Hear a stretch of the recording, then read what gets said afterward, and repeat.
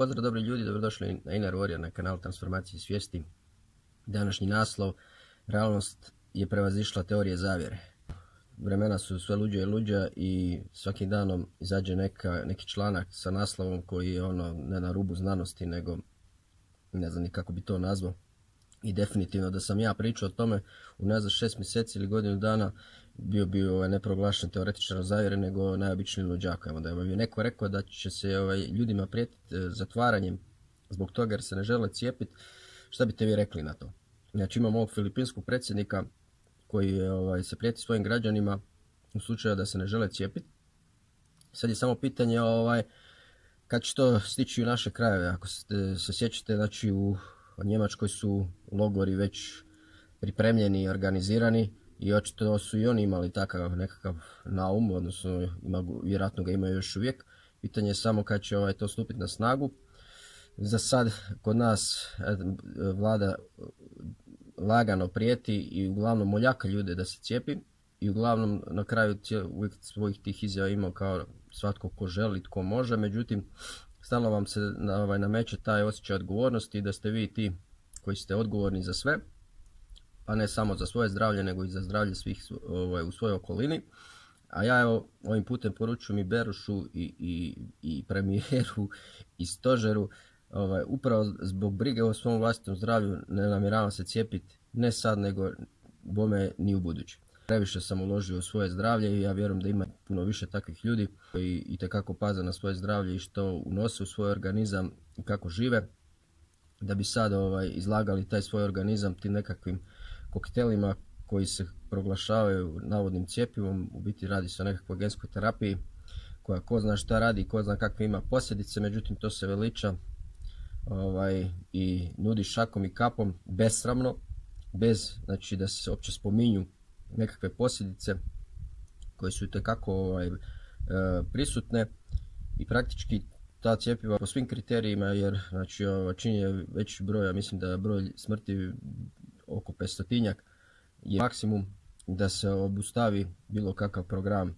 nekakvog lijeka. Međutim, eto, ćemo gledati ukupno nakon akcije cijepljenja u cijelom svijetu, veliki je broj mrtvih, ima puno žrtava sa nekakvim nuspojavama, međutim i dalje se ta priča gura i dalje ste svi ti koji ste neodgovorni, unatoč tome što svi ostali koji su miješani od vlada, od doktora, znači od medicinara i od farmakološke industrije, oni nitko znači ne prihvaća tu odgovornost, oni su se svi lijepo ogradili i znači vi ste ti koji ste neodgovorni. Kao što ste mogli primijetiti, ta priča o neodgovornosti se stalno prebacuje na tog posljednjeg u lancu, to jest vas najmanjega, malog čovjeka, i u biti isto tako će se znači nastaviti sa tom pričom, sa tom psihologijom, s obzirom da ide sad ova priča o globalnom zatopljenju gdje ste opet vi glavni krivac.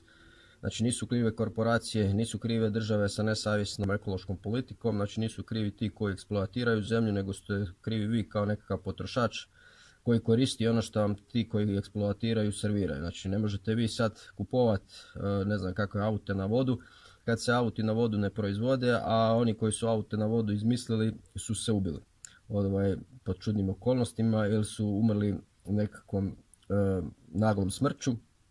Isto tako, ne znam, vi koristite nekakvu tehnologiju, nekakve mobitele, nekakvu elektroniku koja ima ograničen vijek trajanja, a mogla bi vjerojatno trajati vječno s obzirom na mogućnosti koje danas imam, isto kao što ne znam, bi mogle trajati žarulje vječno. Međutim, eto, ograničen je rok trajanja, zato mi živimo u konzumerističkom društvu. Znači, tog smeća definitivno bi bilo puno manje kada bi se stvari proizvodile kao nekad da traju, a ne da se kvare, odnosno kvare se namjerno, jer mnogi ti elektronski uređaji imaju ugrađene čipove koji nakon što vam istekne garancija jednostavno prestanu raditi. To jest, imaju unutra nekakav sklop koji im kaže da nakon određenog vremena prestanu raditi. Sad eto, takvih suludih priča, znači čovjeka se definitivno želi optužiti za glavnog krivca, za sve moguće probleme koje imamo. Znači nisu krivi ovi koji vode svijet, nisu krivi ti koji su najbogatiji, koji imaju najviše koristi od toga, koji najviše eksploatiraju našu planetu, nego smo mi mali ljudi krivi. I uz to vas se normalno želi vas se strpati iza rešetaka, kao u slučaju kod ovog filipinskog predsjednika, ili vas se želi jednostavno strpati, znači da vam se maksimalno onemogući kretanje, da vas se strpa u te nekakve pametne gradove, u košnice i da tamo boravite, da budete obični robovi. Pa tako evo ide nova priča koja je definitivno graniči sa nekakvom tebom na rubu znanosti, gdje Daily Mail kaže da je mogućni prenosnik virusa je vegetacija, odnosno da su stabla ta, njihov pelut koji bi mogao prenositi virus i da bi možda bilo dobro uklanjati vegetaciju iz gradova. E sad, normalno kad ljudi ne znaju i lako ih je da zaplašite, onda možete prodati takvu priču i stvoriti averziju ljudi prema vegetaciji, prema prirodi, prema svemu što je prirodno, odnosno svemu što je Božje. I to se i radi. Znači ako bi sad ta priča prošla da treba vegetaciju uklanjati, to bi moglo biti iz dva razloga.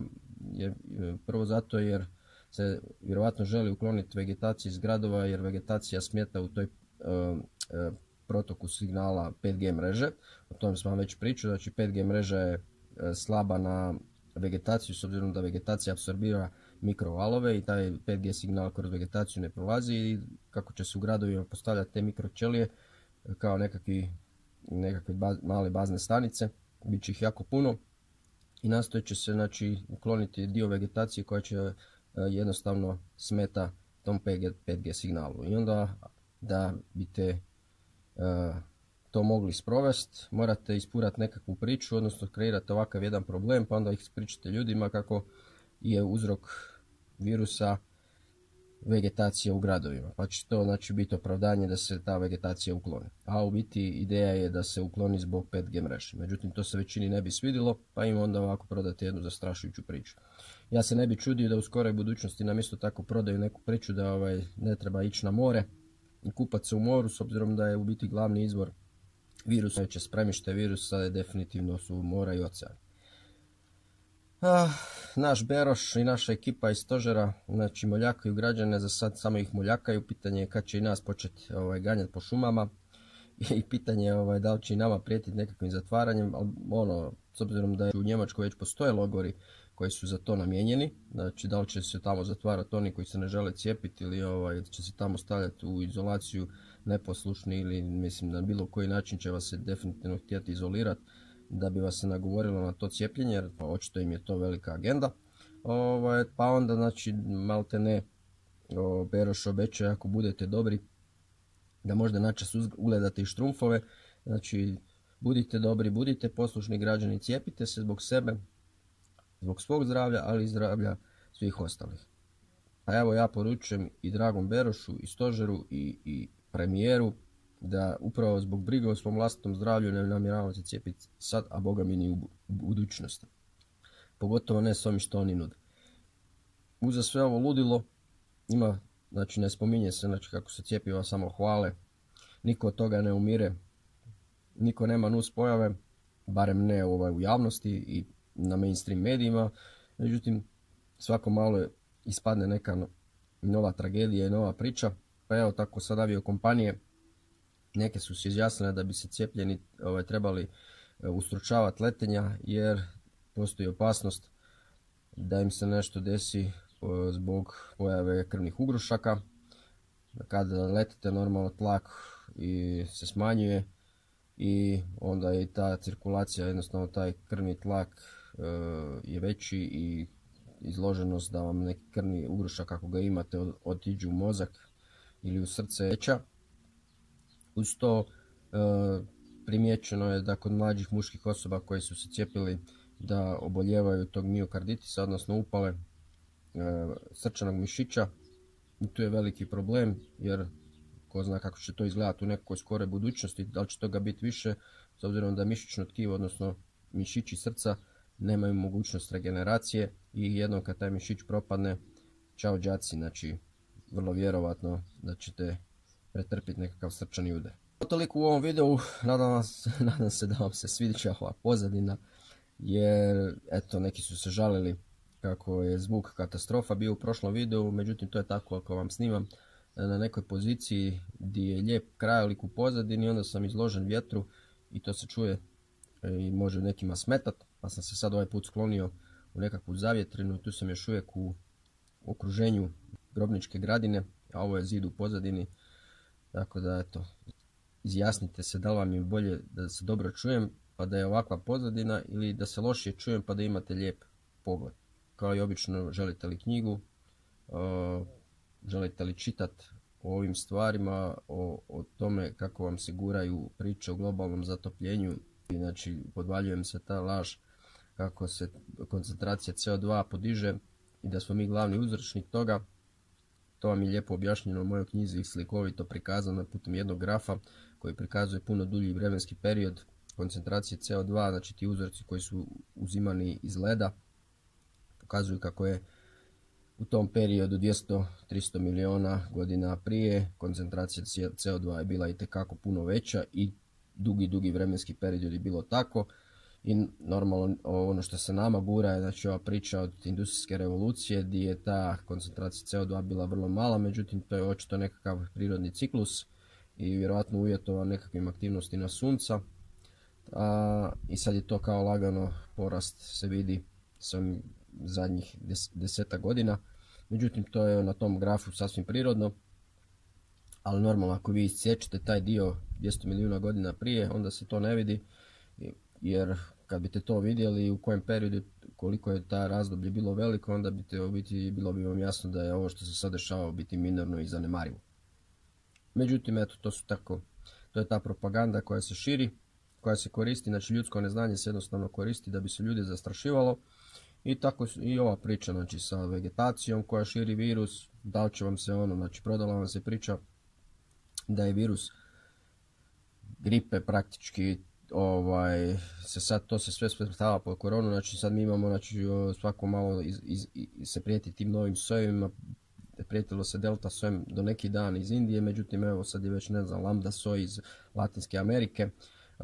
Kao što sam rekao u prethodnom videu, znači definitivno će se iznizati cijeli grčki alfabet, jer jednostavno gripa je sezonska bolest i sad ona više ne postoji. Sad će se dokle god se ne izvrši agenda, dok se god svi ne procijepite i ne odradite ono što su oni zamislili, oni će imati materijal da vas zastrašu. Pa potrebi će izvlačiti nove nekakve aseve iz rukava, vegetaciju kao mogućeg uzročnika širitelja virusa, pa ko zna, možda će uskoro biti to i mora i oceani. Uglavnom žele vas strpati u te nekakve gradove, žele vam ograničiti kretanje, žele vas prikazati kao glavnog uzročnika povećanja koncentracije CO2 i znači to je ta agenda koja je već objavljena znači u onom velikom resetu.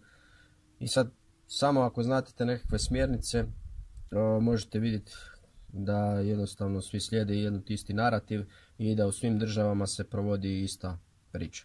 Pitanje je samo vremena kad će ova fora, odnosno ove prijetnje sa Filipina stiću naše krajeve. Eto, hvala na pažnji i do nekog idućeg videa. Pozdrav!